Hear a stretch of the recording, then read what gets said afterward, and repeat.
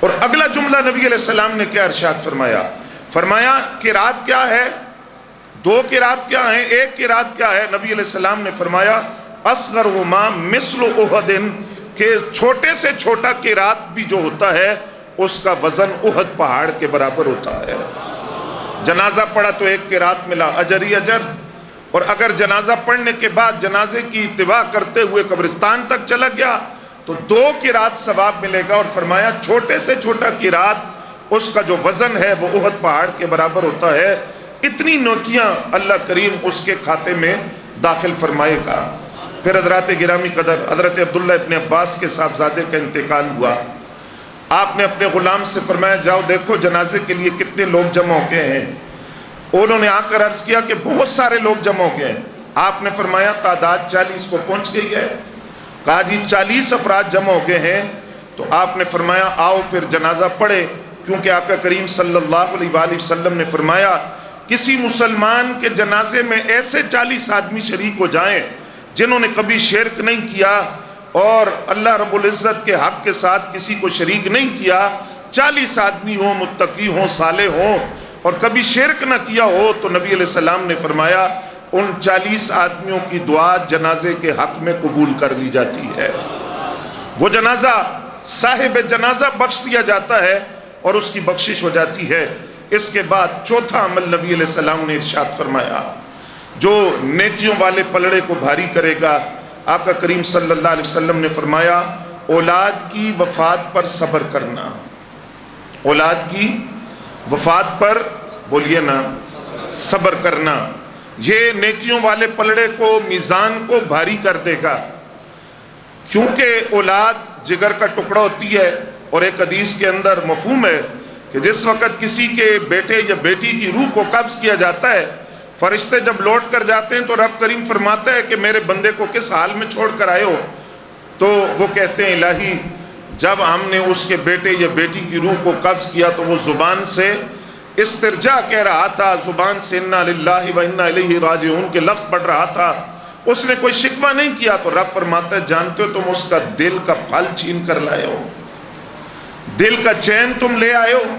اب وہ کہہ کیا رہا تھا؟ الہی وہ تیری تعریف کر رہا تھا۔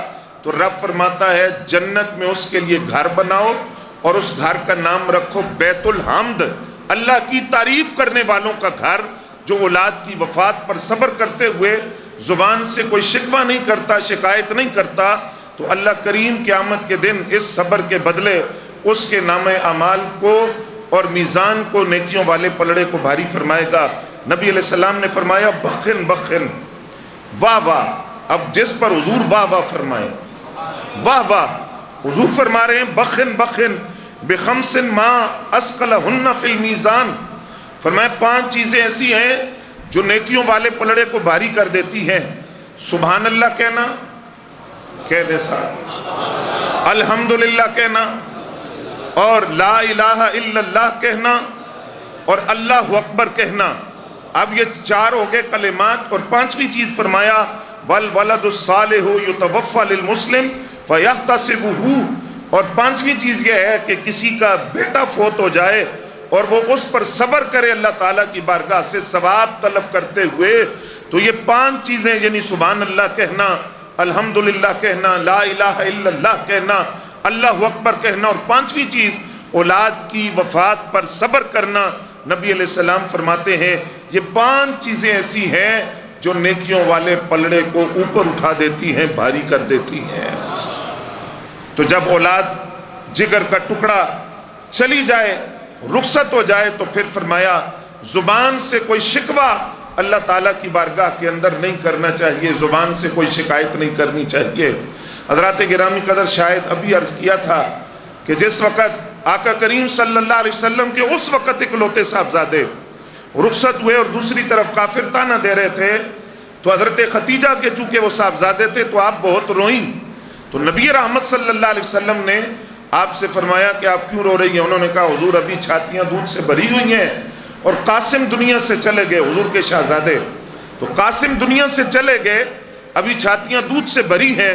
تو نبی علیہ السلام نے فرمایا تم جانتی ہو اللہ نے قاسم کو جنت میں کیا مقام دیا ہے؟ اے خدیجہ تم کہو تو جنت میں وہ مقام تمہیں دکھاؤں؟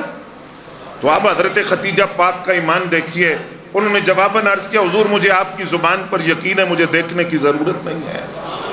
تو فرمایا اولاد دنیا سے چلی جائے۔ خود نبی علیہ السلام کا اپنا عمل کہ آپ روئے، اور اس پر حضرت عبد الرحمن بن عوف نے سوال کیا کہ حضور آپ رو رہے ہیں؟ فرمایا اس لیے رو رہا ہوں کہ میرا یہ اس وقت اکلوتا بیٹا تھا، دنیا سے رخصت ہوا، لیکن دیکھو کہ دوسری طرف کافر تانا دے رہے ہیں۔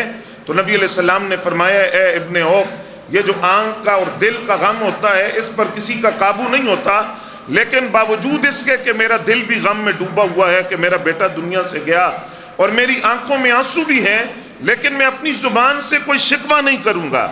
اللہ تعالیٰ کی امانت تھی، اللہ تعالیٰ نے اسے واپس لے لیا، اس پر میں کوئی شکوہ نہیں کروں گا۔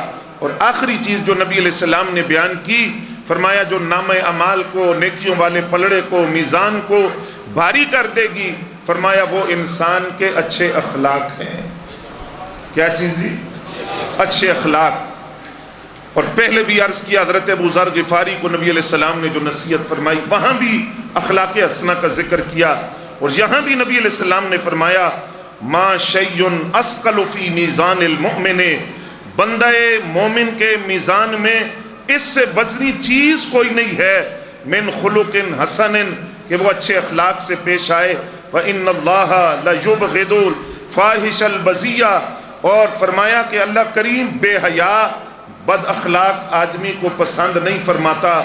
رب کا محبوب وہ ہے جس کے اخلاق لوگوں کے ساتھ اچھے ہیں، اور اس کے یہ اچھے اخلاق فرمایا میزان کو بھاری کرنے میں اس سے زیادہ وزنی چیز کوئی نہیں ہے کہ انسان کسی کے ساتھ اچھے اخلاق سے پیش آئے۔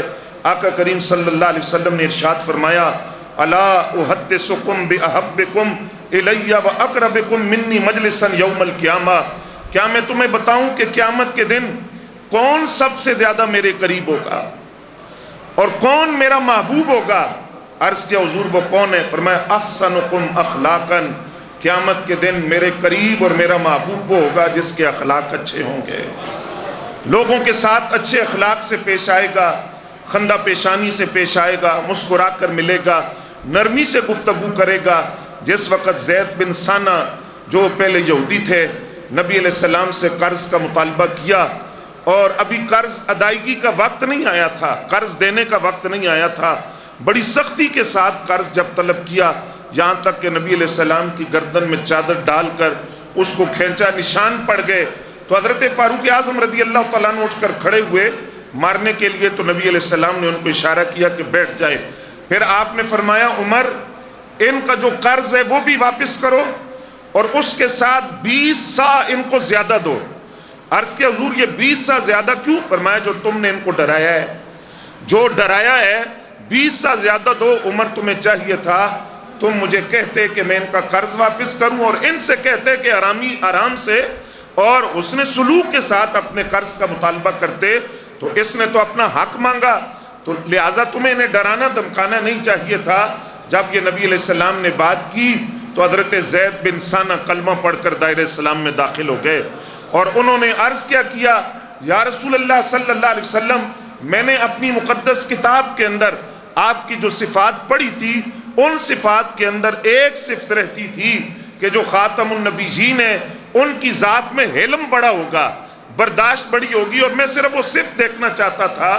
تو آپ کے اخلاق حسنہ سے حلم کا وہ پہلو میں نے دیکھ لیا، حلم کی وہ صفت میں نے دیکھ لی ہے، تو یہ دیکھ کر تمام علامات نبوت جو ہماری مقدس کتابوں میں آپ کی لکھی ہوئی ہیں وہ آپ کی ذات میں پائی جاتی ہیں، لہٰذا میں اب کلمہ پڑھ کر دائرہ اسلام میں داخل ہوتا ہوں۔ آخری بات عرض کر رہا ہوں حضرات، اسی ماہ رمضان کے اندر 20 رمضان المبارک یوم فتح مکہ ہے۔ آپ فاتحین کی تاریخ بھی پڑھے کہ جب انہوں نے ریاستوں کو فتح کیا، اور میں کہتا ہوں کہ چلیں دور کی تاریخ بھی چھوڑیں، ہم اپنے اس ملک کی تاریخ پڑھتے ہیں کہ جب ایک وزیر اعظم آتا ہے وہ پہلے کے ساتھ کیا کرتا ہے، ابھی صورتحال آپ کے سامنے ہے، تو وہ جب اس کی حکومت گئی تو وہ نیا آنے والا اس کے ساتھ کیا کرتا ہے، یعنی فاتحین جو ہے وہ غالب جو ہے وہ مغلوب کے ساتھ کیا کرتا ہے۔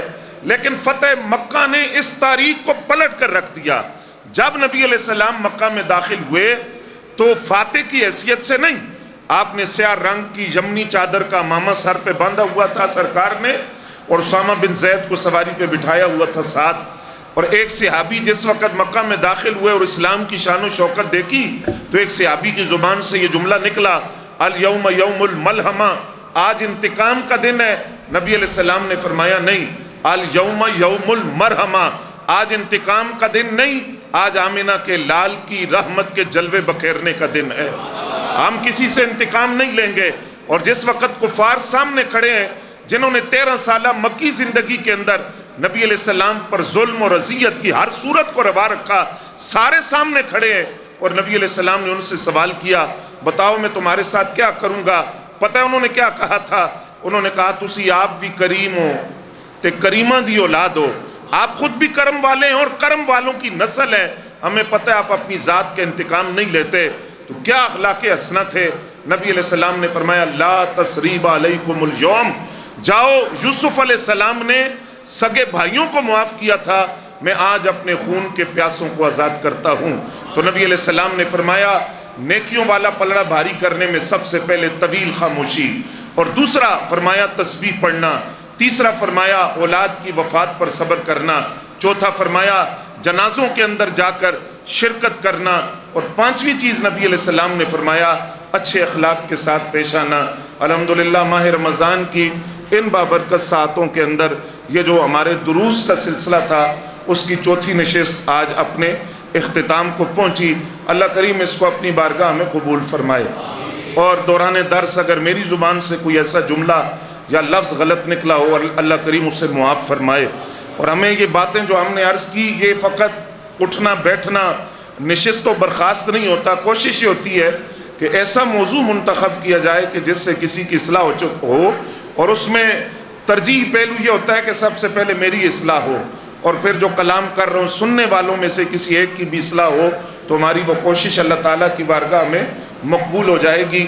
لیکن ان دروس کی کامیابی کے پیچھے بہت سارے لوگوں کا ہاتھ ہوتا ہے، میں ان سب کا شکریہ ادا کرتا ہوں، بالخصوص المصطفیٰ ویلفیئر سوسائٹی کے ہمارے جو حاجی محمود انور صاحب ہیں، ان کی پوری ٹیم، اللہ کریم ان کو اس کا جزائے خیر عطا فرمائے، وہ میزبان بھی ہیں، منتظم بھی ہے، اور ان محافل کے بانی بھی ہیں، اللہ ان کو اس کا اجر عظیم عطا فرمائے کہ وہ وقت نکالتے ہیں، ان پروگراموں کو منعقد کرتے ہیں، موضوعات کے لیے سوچ وچار کیا جاتا ہے، اور پھر اس کے ساتھ ماہ رمضان میں بھی اور اس کے علاوہ ڈاکٹر مبین صاحب اور ہمارے جناب معین صاحب یہ بڑی محنت کے ساتھ یہاں سے سفر کر کے پہلے لوہاری دروازے پھر واپسی پھر لے کر جانا، اللہ کریم ان کو بھی اس کا اجر عظیم عطا فرمائے، اخلاص کے ساتھ یہ اس دروس کے معاون بنے، اور اللہ آپ کو اس کا اجر عظیم عطا فرمائے۔ یہ بڑا مشکل وقت ہوتا ہے، نیند کا غلبہ ہوتا ہے، اور کئی حضرات نے سوئے ہوئے درس سنا، لیکن مجھے یقین ہے کہ برکت ضرور ملے گی انہیں، تو بڑا مشکل وقت ہوتا ہے، اللہ کریم ان کو اجر عظیم عطا فرمائے کہ انہوں نے وقت دیا